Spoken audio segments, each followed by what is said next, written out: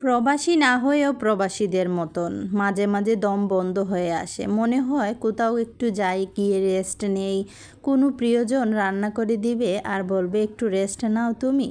আসলে আমাদের ঢাকা শহরে বা যারা বাসা বাড়িতে থাকে তারা খুবই অসহায়। অসুস্থ হলেও নিজেকেই দেখতে হয়, এবং যেটাই হোক না কেন পাশে থাকার মতো সেরকম কেউ থাকে না।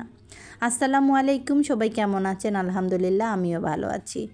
আসলে ইদানিং লং ভিডিও দেওয়াই হয় না। ফেসবুক মামা আসলে আমাদের ভিডিওগুলি সেরকম পছন্দই করতেছে না, তাই জন্য এখন লং ভিডিও দেওয়া বাদই দিয়ে দিয়েছি। তারপরেও শুক্রবারে মনে হয় একটু না দিলে ভালোই লাগে না, যেহেতু আগে প্রতিদিনই দিতাম, এখন মনে হয় যে সপ্তাহে একটা হলেও দেই।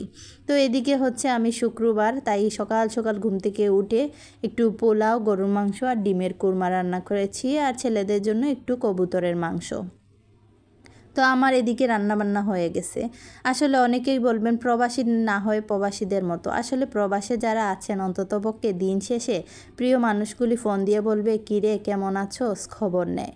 কিন্তু আমরা যারা মেয়েরা বিবাহিত দূরে থাকি, অনেকে আছে আপনজন খবরই নেয় না। কিন্তু আমাদেরও বুকটা ফেটে যায়, কোথাও যাই একটু ঘুরিয়ে আসি।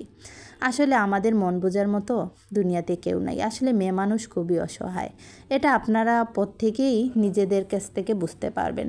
এদিকে দেখুন রান্নাবান্না কমপ্লিট করে নাস্তার জন্য নারিকেল কুড়িয়ে নিচ্ছি। একটা ভাবি আমাকে নারিকেল দিয়েছিল, তো নারিকেল কুড়িয়ে নিচ্ছি। তৈরি করব সিলেটের স্পেশাল একটা জিনিস। যারা সিলেটের আছেন অবশ্যই এটা জানাবেন খেতে কেমন লাগে।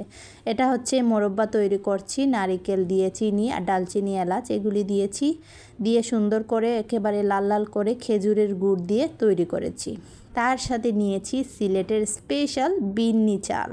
সিলেটের যারা আছেন প্রবাসে বা দেশে হাত তুলবেন এই বিন্নি চাল দিয়ে নারিকেলের মোরব্বা দিয়ে খেতে কেমন লাগে। আমার কাছে তো বিশাল ভালো, কারণ কি এই বিন্নি চালটা সহজে কিন্তু পাওয়া যায় না এখন অ্যাভেলেবেল। আর দ্বিতীয়ত পোলাওর চাউলের চেয়েও কিন্তু অনেক দাম, আর আমাদের কাছে তো অনেক ভালো লাগে। তো অবশ্যই জানাবেন কার কেমন লাগে, কে খেয়েছেন কিনা।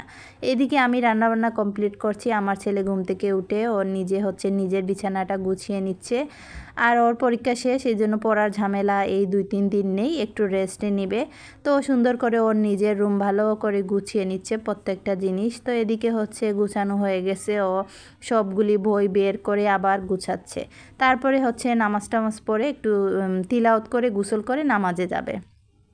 তো ওরা দুই ভাই একসাথেই মসজিদ একেবারেই আমার বাসার নিচে ওরা চলে গেছে, আর আমি এই ফাঁকে হচ্ছে গোসল কাপড় ধোয়া সব শেষ করে বিকালের জন্য একটু পিঠা তৈরি করে রেখে দিব, তাহলে বিকালে একটু ঘুমালেও আরাম লাগবে। তো এই তো আমার আজকের ভিডিওটা কেমন হয়েছে অবশ্যই জানাবেন, ভালো লাগলে অবশ্যই কমেন্টে জানাবেন। ভালো থাকবেন। আসসালামু আলাইকুম রহমতুল্লাহি ওয়া বারাকাতুহু।